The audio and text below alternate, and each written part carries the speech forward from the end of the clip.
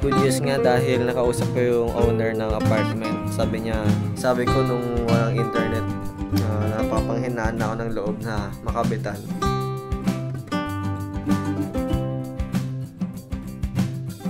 And may imimit lang ako sa San Carlos City. Hi guys! Welcome back to my channel. At naka-helmet tayo ngayon, tsaka yung balaklava. So hindi niyo makita. Pero itong outfit natin. Madilim ba? Dahil may good news tayo. So, kinausap ko yung owner netong apartment. And yun nga, dahil nga sobrang tagal nang walang wifi dito sa ating apartment. Kinausap ko siya kung pwedeng i-upgrade yung plan nila. Kasi meron silang wifi, PLDT. So, kinausap ko kung pwedeng i-upgrade yung plan nila. Tapos, sabi ko yung i-upgrade is babayaran ko na lang additional. Tapos makikishare ako. Ganon. And tinesting ko yung wifi nila. Kasi meron na akong meron akong LAN cable na ginamit ko rin sa Baguio nung dun ako nagstay ng 3 months. Ginamit ko. So, ginamit ko lang dito ngayon. Tinesting ko yung speed ng internet. Feeling ko okay naman. Not bad.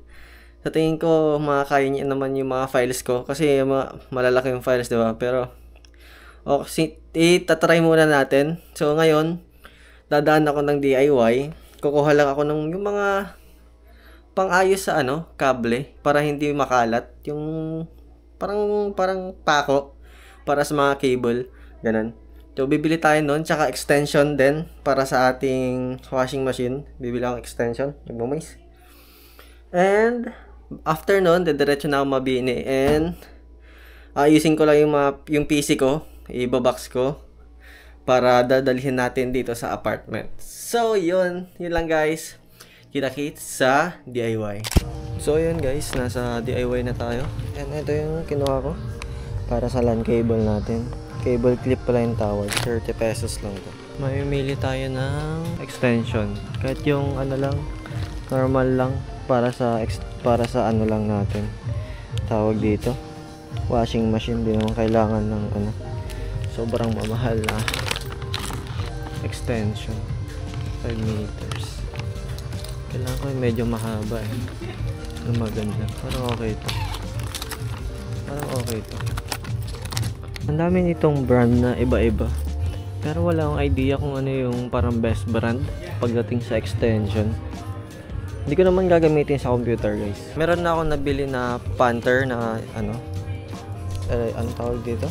Yung surge, electric surge na extension wire para sa ating computer. Yun yung power surge ba? Tama ba? Yun yung gagamitin natin para sa ating computer. Para surge protector. Tama? Basta yun. So ito gagamitin lang natin sa washing machine or sa router. Kasi bibili ako ng router guys para sa wifi. 100,000 pesos! Nag-QR code lang ako guys kasi nakalimutan ko yung wallet ko. So nag-Gcash na lang ako, nakalimutan ko.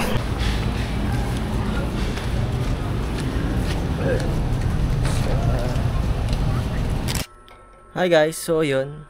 Kakarating ko lang dito kay mama. And nag-work na ako. So ganun lang yung routine ko lagi. Pero yun nga, good news nga dahil nakausap ko yung owner ng apartment. Sabi niya, pwede nating itatry ko kung okay yung internet nila doon. Baka dadalhin ko na yung PC ko mamaya or bukas doon sa apartment. And i-testing natin kung okay. Pag okay, good news. Kasi ibig sabihin, makakapag-work na tayo na dire-diretso ng as in talaga. So, di na rin ako mapapagod na palipat-lipat. Hi guys! So, yun. Kakarating ko ng apartment. And, nadala na natin yung mga PC natin. Eto siya. Ayan. Ito yung system unit natin. Yung sa, tawag dito? Yung sa monitor. Handle niya. And, yung supply, power supply. UPS natin. UPS. And, yung mga wires. And, isa-set up ko lang. Ay, tsaka yung monitor natin. Bali, nagpasama ako sa kapatid ko. Binuhat niya tong itong box na to. Pinabuhat ko sa kanya, tapos angkas ko siya. Kasi nakamotor lang kami guys. And bumalik kami doon, iniwan ko na siya doon sa kila mama. Tapos ito na monitor. Ginawa ko siyang parang bag. Ganun, dito nakalasabit sa balikat ko. So, ayun yung talagang ganun ko ginagawa guys. Ganun, iniisa-isa ko lang talaga gamit yung motor, lahat ng mga gamit na to. Lahat ng mga gamit na yan dito sa apartment. Sinakay ko talaga lahat yan sa motor guys para lang mapunta dito. Kaya nga, sabi ko nung walang internet, napapanghinaan na ako ng loob na makabitan. Ang hirap kasi maglipat guys. Akalaan mo yun, parang ilang days kong nilipat yung mga gamit ko until now. 'Di ba? Kakalipat lang natin ng PC natin. So, parang hirap i-let go nung apartment kasi okay din naman siya sa akin. Pero ngayon, since nadala na natin and tinesting ko yung internet, eto, naka-ready na yung LAN cable diyan na i-set up ko na rin. Pero actually, lalagyan ko pa nung binili kong cable tie ba 'yon? And set up ko pa siya ngayon bago tayo mag-work kasi meron tayong pending ulit. Lagi tayong may pending. And may rush ako ng Wednesday. Ano ba ngayon? 17, 18, 19. Kailangan kong tapusin ng November 19. So, magpe-prepare na ako. And ayusin ko lang yung mga gamit ko guys, yung PC ko. Then, kita-kits na lang mamaya. Bye-bye!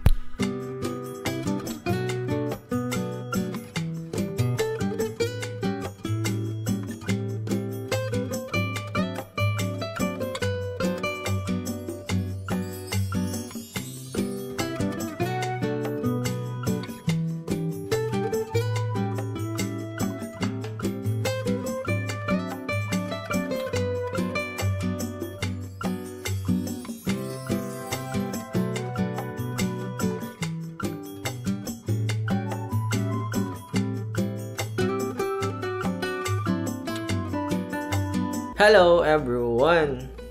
Hi guys! So ayun, tapos na ako mag-setup ng ating PC. Medyo napagod ako doon. Mga isang oras din nata ako nag-setup. Hindi ko na namalayan yung oras. And kakatapos ko lang maligo. Nag-shower lang ako. And ito na yung PC natin. Ayan. Yung isa kong monitor, nakalimutan ko yung power adapter niya. Tsaka yung, ano ba yung nakalimutan ko? Basta nakalimutan ko yung HDMI tsaka yung sa power adapter niya sa Mabini. So, babalikan ko siya bukas para magamit din natin. So, ayun na nga. Good news. Meron na tayong Wi-Fi. Bali, kinausap ko lang yung owner kanina kung pwede makiconnect na lang ako. Akala ko kasi nung una, sabi niya kasi mabagal yung Wi-Fi, ganito, ganyan. So, hindi ko talaga trinay na i-test yung Wi-Fi nila. So, ang iniisip ko kasi dati, sabi niya, parang mabagal, ganito, baka hindi kaya, ganun. Kaya hindi ko tinest. Kanina, parang no choice na ako. Buti na lang nakausap ko siya. So, tinesting namin yung internet, tinesting ko kung okay ba. Feeling ko okay naman. Actually, hindi ko pa na-try mag-download, pero mag-i-edit muna ako. And try natin mag-upload kung kakayanin. And, ayun.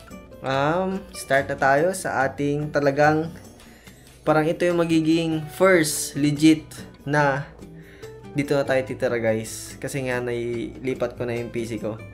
So, dito na ako mag-work and all.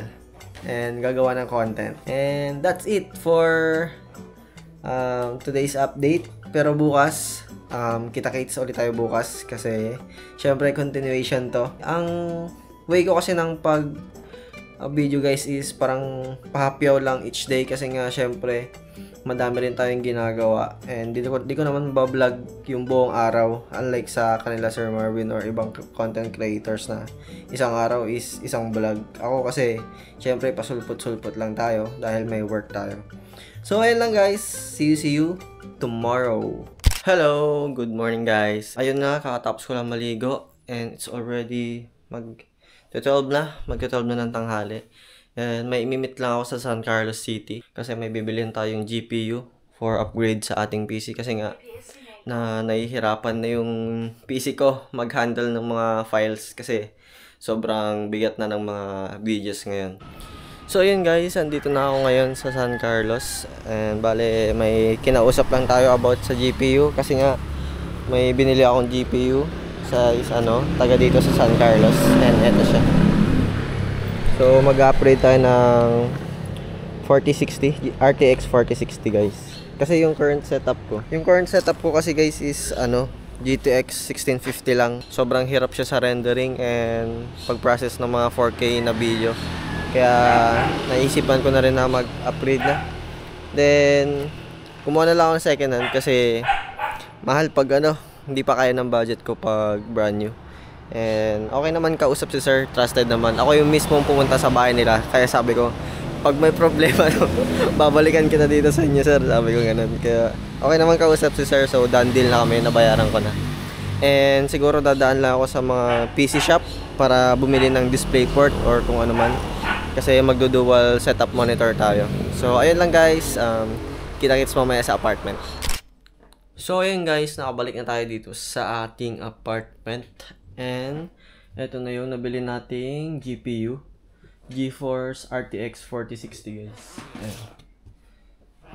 And papalitan ko lang yung current GPU ko na GTX 1650. And wait lang, baklasin ko lang guys, then palitan natin. Testing natin kung gumagana siya. Ayan, nalagay na natin yung ating GTX RTX.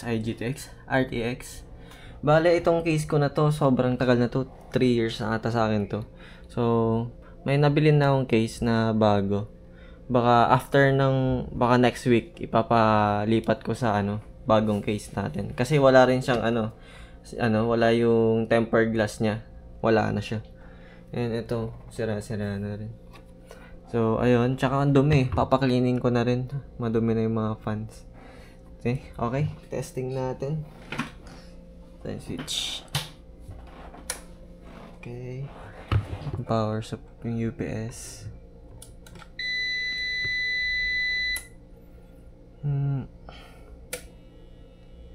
Wait lang natin. A moment of truth.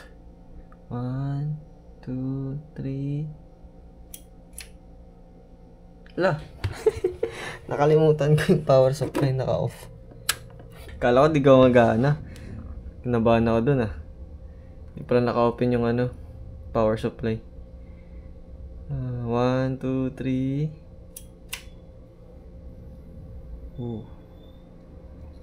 Wala namang kakaiba. Tingnan natin kung mag-open yung ating PC. Ito guys, bibenta ko na to kasi wala naman tayong paggagamitan. So ayan, okay pa naman to. Wala siyang issue guys. Maalikabok lang. Pero the rest okay siya.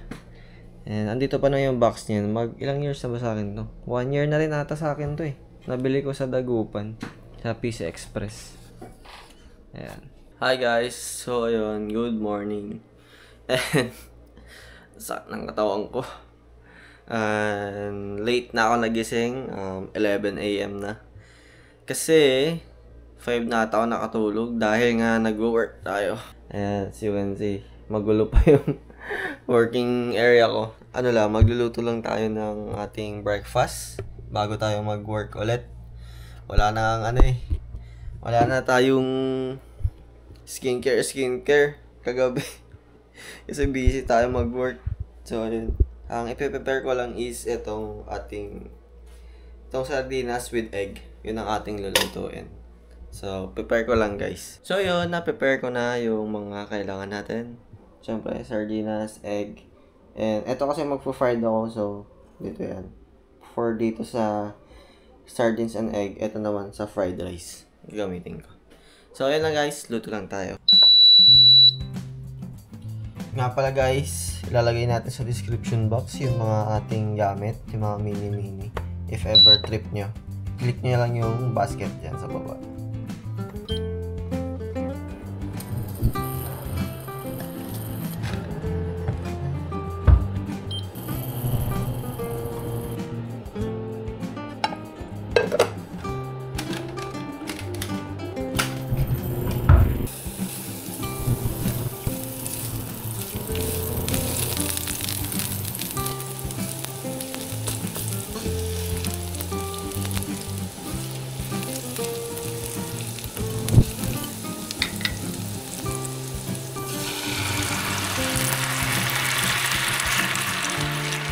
daming laman na itong sardinas na to.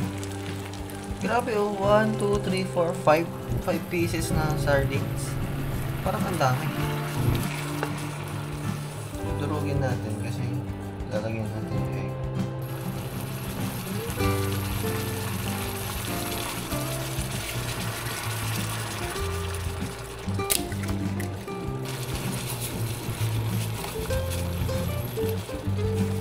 Isa lang yung nilagay ko guys kasi isa na lang yung egg ko.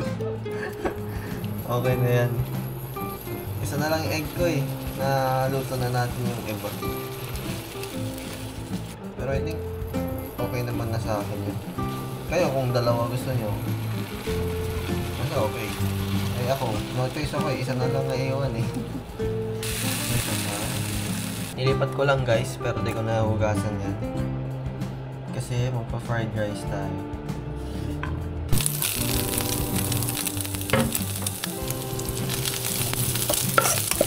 Ito yung tira kong kanin kahapon. Kasi madami na akong sinain para minsanong sain. At 3.5 ata. Nakakain naman tayo. 3 times. Nakapag-lunch tayo. Dinner tsaka ngayon.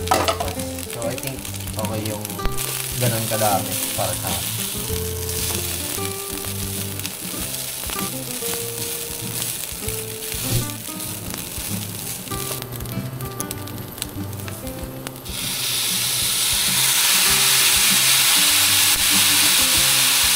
Nababanguhan kasi ang komento. Bro.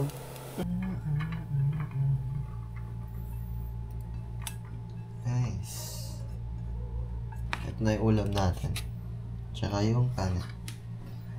Ayan. Madilim eh. Dito tayo. Dito dakamas. Ating brunch. Kasi magte-12 na talaga. Ito na yung ating brunch. Breakfast and lunch. And ito yung sardines with egg. Oops! Yun nga pala guys, thank you sa mga nag-comment ng mga tips about sa mga gamit-gamit. Like yung yung ilagay daw yung bread sa ref para mas tumagal yung lifespan. So ayun, nilagay ko na sa ref. At saka yung sa condiments. Late ko nabasa, late kayo nag-comment guys. Kasi nilagay ko nga siya sa container, sa Tupperware, yung mga onion tsaka sibuyas, bawang, ganon. And then, after ng ilang days, nag-molds. So, inalis ko yung molds, hiniwa ko, inalis ko yung part na may molds na. And nilagay ko na siya sa ref. Hindi ko kasi alam, late ko nabasa yung comment na wag mo ilagay dyan, ganito, ganyan. Lagay mo sa ref. Ayun. Kaya ngayon, nasa ref na siya. Or, ayun, pwede daw i-zip tie, ganun. Ayun, thank you guys sa mga nagko-comment. Pati nga yung sa yung sa, yung sa saksakan ng mga appliance, yung may tatlo. Akala ko kasi kailangan tatlo rin. Pag ganun, kailangan ng adapter. Ayun ang alam ko nun. Pero pwede pala siyang alisin yung gitna niya. Kasi for lang pala yun. Parang for better grip nung sasaksakan. Hindi ko alam yun. Kaya, ayun. Thank you guys sa mga nagko-comment ng mga tips. And, na-appreciate ko. Kung meron pa kayong tips dyan, magbabasa ako. I-apply natin yan. So, tara. Taste test.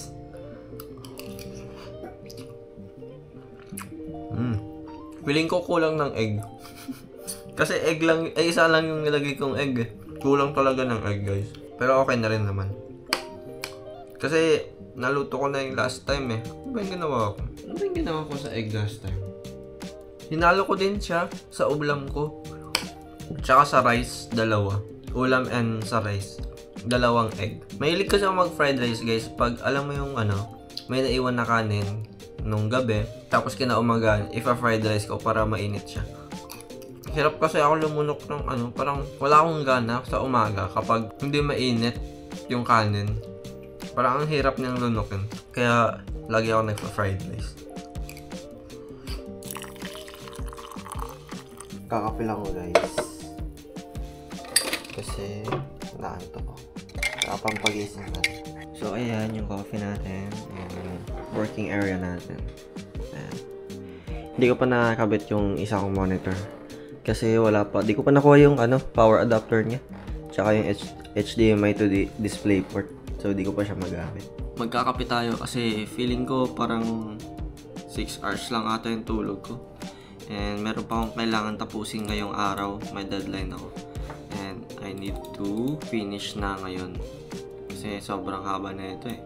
Yung raw file niya 3 hours and 40 minutes. Nga pala tumawag yung client kong to. And sabi niya, by December, baka lang makadaan sila dito kasi magsasambales sila. So, okay, baka ma-meet natin yung isa nating client. So, ayun, mag-work lang ako. And kape-kape lang tayo dito. And kita-kits mamaya. Sarap. Hello everyone. It's already 5 PM na ng hapon. And natapos ko na yung rush kong edit. And currently uploading na siya. Now, naligo lang ako and nagsaing na ako. Bali, ang sinasaing ko is parang kasama na yung hanggang bukas. Kasi nga, minsan paggising ko, gutom na ako. So, kailangan ko parang gusto ko na agad kumain. Then, bahala na yung ulam. Yun na lang po problema natin paggising. So, 3 yung sinasaing ko. 3 cups para sa akin. And, I think yun lang naman ito na yung end ng ating video. So, just a quick normal day. Busy day, actually. Sorry, wala masyadong ganap ngayon sa apartment kasi sobrang busy talaga sa work. And tinatapos ko talaga lahat ng pending ko. And naghahabol ako ngayon kasi may pinarush din sa akin. And ayun, kita-kits next video. Bye-bye!